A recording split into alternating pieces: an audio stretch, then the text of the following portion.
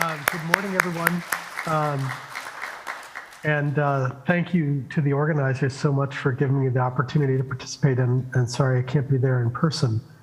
So I wanted to talk to you about what economists variously call demand pull or market shaping mechanisms, and why they might be relevant to the themes of the conference, which are what are some of these breakthrough opportunities that would dramatically reduce the costs associated with the exploration of space and space science, and do so in the context of the conversations that you've been having around sun divers.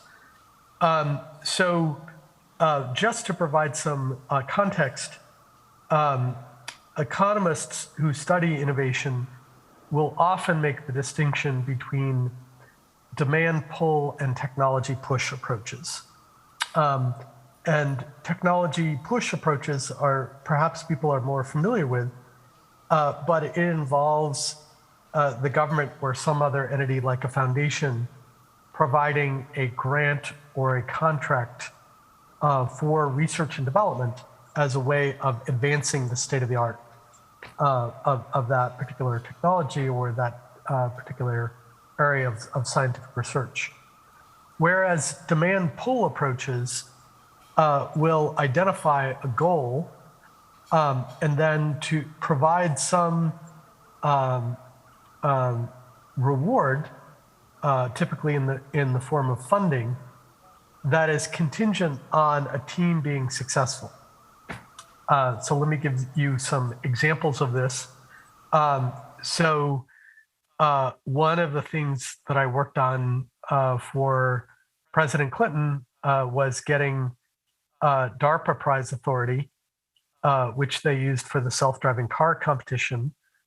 And they said, we're going to provide a prize to whichever team can successfully complete this obstacle course with a self-driving car. The second time they ran that competition, a Stanford team won. Larry Page was at the finish line and he promptly acquired the winning team. So that was the origin for Google's efforts in self-driving cars, which ultimately led to Waymo, but also more generally led to the creation of the X division of Alphabet. So that's an incentive prize. And if you look at challenge.gov, you'll see over 1,000 instances in which agencies have used incentive prizes. Another of these demand pull mechanisms is called an advanced market commitment, which you might think of as a purchase order for a product that doesn't exist yet. So this is one of the ways in which Operation Warp Speed was structured. Operation Warp Speed said to Pfizer, if you develop a vaccine which is safe and effective and gets an emergency use authorization from the FDA, we commit upfront that we will purchase 300 million doses of the vaccine, because obviously we were, the government was trying to motivate the private sector not only to develop a vaccine, but to invest in the manufacturing capacity that would be needed to scale that up. This has also been used for vaccines for diseases of the poor. So back in the 2006 timeframe, 5 countries and the Gates Foundation got some of the leading pharmaceutical companies to develop a vaccine for pneumococcal diseases that are prevalent in developing countries using this mechanism. A third approach are the use of milestone payments. And this is the way that the NASA COTS program was structured. So when the United States retired the space shuttle and had to begin to pay the Russian government over $50 million per astronaut, there was a strong interest in having a viable American alternative. And the way that the NASA collaboration with SpaceX and other companies was structured was that NASA said to those companies, if you develop a rocket that can go to the International Space Station and deliver and retrieve cargo and ultimately astronauts, not only will we buy rides on that rocket, but we will also provide intermediate milestones payments for progress towards that goal. And that was very successful and resulted in the development of the Falcon 9. And so NASA got access to a capability for a fraction of the cost that they would have spent had they used a business as usual approach. NASA did some internal analysis which showed that this was a much better deal from NASA's point of view, and also led to US leadership in the global market for space launch services. So although there are some differences between these approaches, incentive prizes, milestone payments, advanced market commitments, and other similar approaches, there are a couple of core ideas. One is that the sponsor of the market shaping intervention has to identify what would constitute success. So, for example, in the case of Operation Warp Speed, it was getting an FDA emergency use authorization as our best proxy for what we mean when we say we want a vaccine which is safe and effective. In the case of the NASA COTS program, there was the long-term goal of having a rocket that could safely deliver both cargo and crew to the International Space Station, and then there were a set of intermediate milestones for progress towards that goal. In the case of the DARPA self-driving car competition, it was an autonomous vehicle that could complete a obstacle course without any human intervention. And in the event that more than one team was able to do that, giving the prize to the team that did it the fastest, right? So the sponsor of one of these market shaping mechanisms has to be able to articulate what it is that they want, usually with greater clarity and specificity than a more traditional RFP, in which the allocation decision might be made by a peer review process or a panel of experts, and therefore you can be more vague about what it is that you want. So that's the first thing, is you have to be able to say, ideally in a performance-based way, what is the outcome that the sponsor of the market shaping or demand pull intervention wants.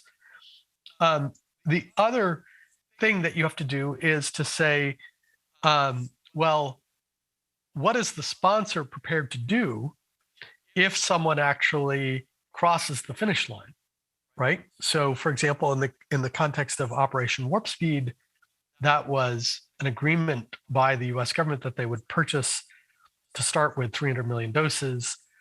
In the case of the DARPA self-driving car competition, it was a cash prize. In the case of the COTS program, it was a series of milestone payments for intermediate progress, followed by a commitment to actually purchase rides on the rocket. So those are the two things that you need to be able to do. So what are the approaches? What are the advantages of this approach? And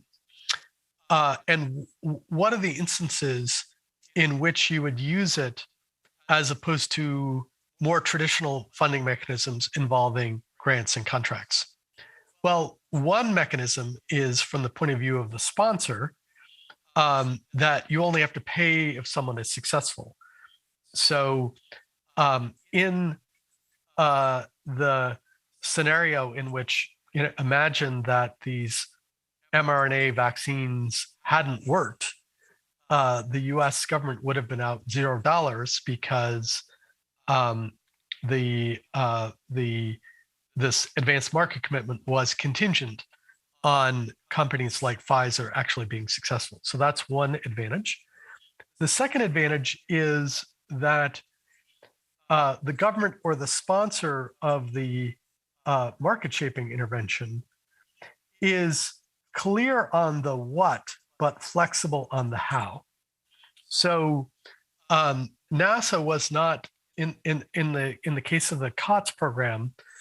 NASA was not telling SpaceX and its other private sector partners, here is the exact blueprint for the rocket that we want you to build. It was saying, what is it that they wanted the rocket to be able to do? And they were essentially saying, we will bear the demand risk, or we will help bear the demand risk if you bear the performance risk. And I think that approach has a number of advantages because it gives more flexibility to entrepreneurs who may have ideas for solving the problem that the sponsor of the market shaping intervention is interested in seeing solved. And then obviously another advantage in the particular context of the NASA COTS program is that NASA didn't have to pay all of the funding for the development of the Falcon 9 rocket because there was also a commercial market that was associated with this. And so therefore, NASA did not have to pay up all of the money that was associated with the development of the Falcon 9 because SpaceX had commercial incentive to invest in the development of the Falcon 9. So those are some of the advantages. But it still raises the question, well, if you've got some mechanism where the government is willing to pay for the outcome, how do you get something like this started? So one of the ways in which I've been thinking about this is to consider what it might look like to have a marketplace for outcomes. So this marketplace would have 4 types of participants. So it would have the sponsor of the outcome, that is the entity that is willing to pay for the outcome if someone is successful. It would have teams that believe that they can achieve that outcome. It would have investors, either commercial or philanthropic, that are willing to provide the upfront capital that is needed.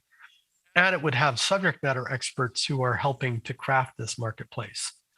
So imagine that the community that is represented at this meeting believes that there is a new technology that could significantly reduce the cost of some planetary science and space science missions using some of the novel approaches that you've been discussing yesterday and will continue to discuss. How might that work? Well, one thing you could imagine is NASA or some other entity essentially providing a data buy, right? So if you can articulate some data that these sun divers would be capable of collecting, and the space and planetary science community believes that would be attractive from a science per dollar point of view, then that's what NASA's role could be. It could say, all right, if someone is capable of collecting this data package, then this is how much we're willing to pay for it. So that is one mechanism that you could see doing.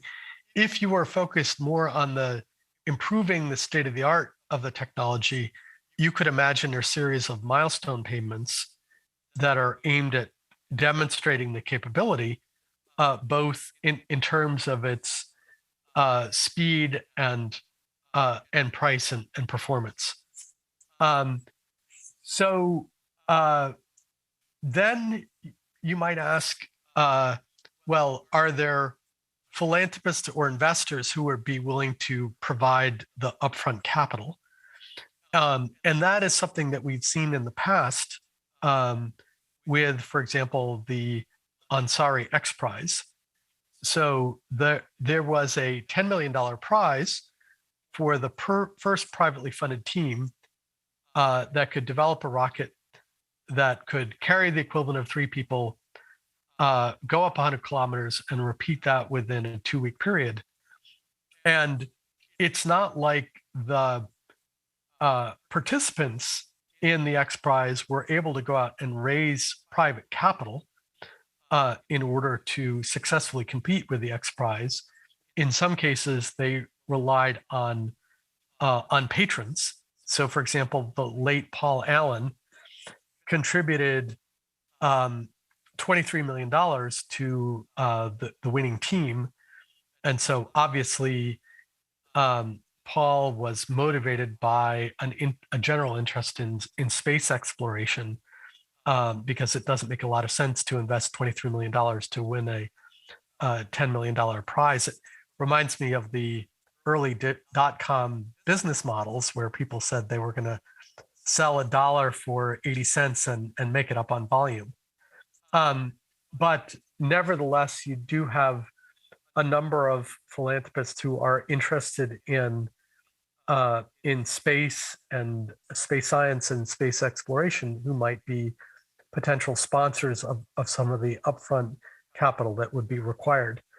So in the time that we have remaining, what I'd be interested in doing is getting thoughts from people about whether you think this, both the development of the Sundiver technology, but also the planetary and space science missions, that it might be able to support at lower costs and faster, obviously with not all the capabilities of a $1 billion plus planetary or space science mission.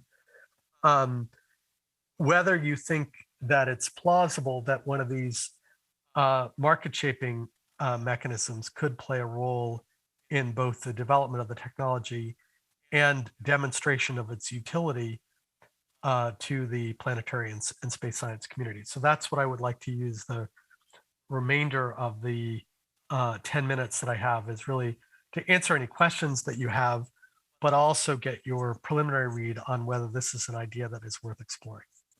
Thank you very much for sharing your thoughts about how to support something like a Sundiver concept or any innovation that we can come up with within this planetary community to explore solar system and to develop very new capabilities that would change the paradigm of exploring solar system. In case of Sundivers, yes, we thought about all of those market-shaping mechanisms because they're very viable, and in this case we offer capabilities that actually may be used to change the course of events. And again, in terms of bringing this technology into NASA, into space community, we need those philanthropists who will be able to step in and help us to lead the way in this case. Because realistically, working with NASA at this moment, it's a little bit challenging because we need to work with the community and the process is rather slow. But we have the capability that can be used in the next 2 years to fly and to demonstrate something that is truly unique. So it's, I guess, a question back to you to Schmidt's Foundation to see if you would be interested to step in and discuss with us how we can deploy something like this and change the way we explore solar system. Yeah, I think one of the advantages of these market shaping approaches is that you may not need to have a consensus within the community that a given goal is achievable. So, particularly in those instances where NASA is going to make as I said, $1 billion plus investment in a mission, there is an understandable interest in making sure that that's going to work if NASA is going to make that type of investment.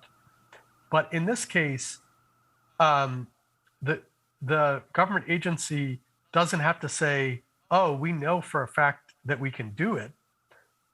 It just has to say, hey, it would be plausible that we could. If there are teams that believe that they can achieve that, we should be willing to provide some financial upside that is contingent on them being successful. So I think one of the advantages of this approach is that it allows the government to take more risk, because the government is saying, we will bear the demand risk. That is, if you're, for example, capable of collecting this data package that would be useful to the planetary science research community, we pledge that we will purchase it if you deliver it. But we're making that financial commitment that is contingent on success. And so again, the entrepreneurial community is bearing the performance risk, the government is bearing the demand risk. And what I think is somewhat perverse is that right now, the government is really good at making commitments, financial commitments that are contingent on failure. And those are loan guarantees. So if you were to analyze the balance sheet of the federal government, you would see trillions of dollars of these loan guarantees, which are financial commitments where the government is saying to some individual or organization, if you go bankrupt, then the government will assume your debt obligations. So the best way to think about that is it's a financial commitment that is contingent on failure. But we are just barely scratching the surface on our ability to make financial commitments that are contingent on success. And I think this is really perverse. And I think we should dramatically increase our ability to articulate in a given domain, number one, what problems are we trying to solve?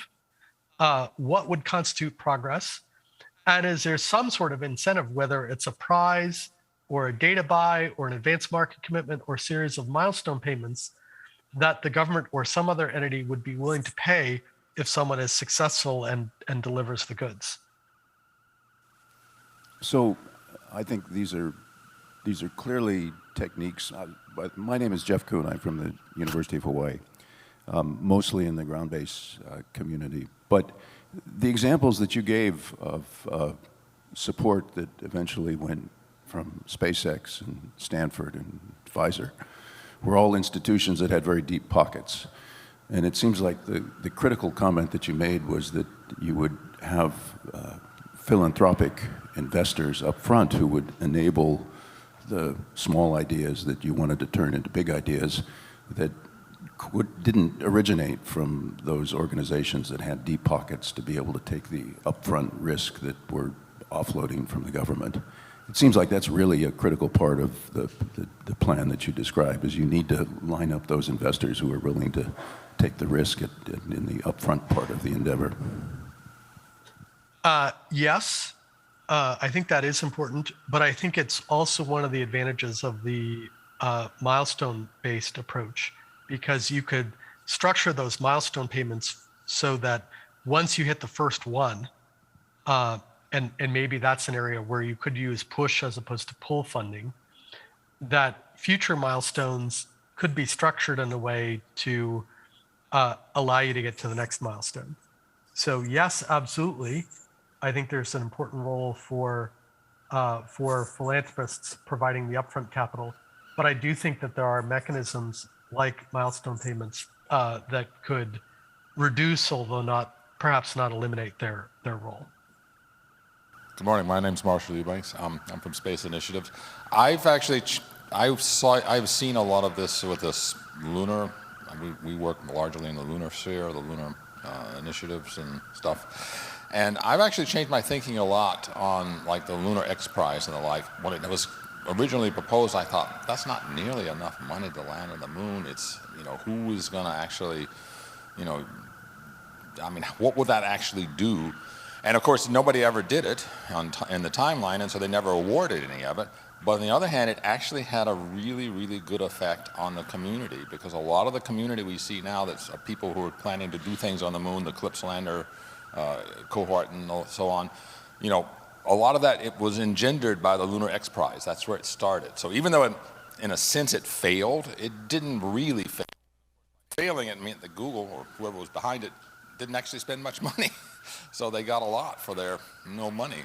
And so I would actually like to suggest that there be something like maybe an asteroid X Prize, where the prize would be if you return a sample from an asteroid, because that would be very useful and interesting to the asteroid mining community, the commercial mining community, then you would get a prize. And how you do it, whether you do it with a solar sail or some other technology, would be another matter. But I think that would actually be a very good idea, even if it doesn't nominally work, even if nobody actually can do it, say you have 5 years or whatever, nobody can actually do it in that time. I actually think it would cause a lot of investment, and it would sort of trigger things to go in the way that probably we want things to go.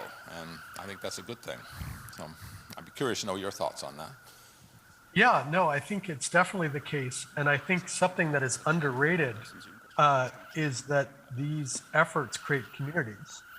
So, for example, if you look at a lot of the people who are involved in the self-driving car industry, a lot of them cut their teeth in some of the initial DARPA grand challenges, and so it's a way of getting more people to work on something, not only individually but together. So the formation of these communities, I think, is very powerful. And what I would challenge this community to do is to see, whether there are some concrete goals like that could serve as the basis for a prize, an AMC, a data buy, a series of milestone payment, or some other pull mechanism where you're able to come up with a performance-based description of what would constitute progress in an area that, if you were advising the government or a philanthropist, you think would be worth paying for. Thanks for the discussion. I wanted to ask a question which is a little bit further out, which is some programs are what I call generational programs beyond the lifetime of the people that are investing. And in that case, it's a somewhat different paradigm. And I wonder if you've ever pondered programs which are transformative for humanity but may take multiple decades to achieve, with milestones along the way. And perhaps an incentivization might be put money aside, invest it along the way, and then the prize grows as the multiple decades occur. That might be an incentive that would be quite different than, say, I'll put aside $100 million today, and 50 years from now it'll be worth $10 million, and not very interesting. Right. So I'll get your thought. Yeah, Ben Franklin did that. I don't know the details of it, but he put away a small amount of funding, and it's led to a much larger amount. And the effective altruism community, which has been informing the philanthropy of a number of billionaires, has sort of this active discussion about, to what extent should you give now, and to what extent should you put at least some fraction of that capital aside so that you could give even more in the future. And so I could definitely see something like this with an idea that I first read about in an article from some folks from the NASA Kennedy Space Center, and which I blogged about when I was at the White House working for President Obama. And that was this notion of bootstrapping a solar system civilization. So the idea was space is expensive now, because all of the matter and energy that we use in space comes from Earth, and that over time, you would like to change that and have more and more of the matter and energy come from space. And so you might start off with doing some things that are relatively simple, like fuel and water, but over time, you would like to increase the variety and sophistication of what it is that you can make in space. And so that's an example of something that I think is a very, very long-term goal. I think that there are sort of intermediate milestones that would be associated with that. And the sort of mechanism that you have in mind might be a mechanism for someone to, instead of endowing a university, endowing a problem. So I think that's a really interesting idea. I also like it because it would allow us to talk in more concrete terms about the future that we want to enable, which I view as one of the contributions that folks interested in space can make, is talk about a future in which we're doing things that are genuinely different, in addition to the important work of solving problems that we have today, like climate change. Tom, I want to thank you so much for being with us this morning. I think this is a great setting for our second day, and particularly for the Sundiver meeting that we will follow up this workshop with on Friday morning. I think we're all very, very keen to move faster and to find better ways of doing space in a different and creative way. So thanks again for joining us. I really look forward to continuing these conversations. And could we have just a round of applause for Tom Kalil?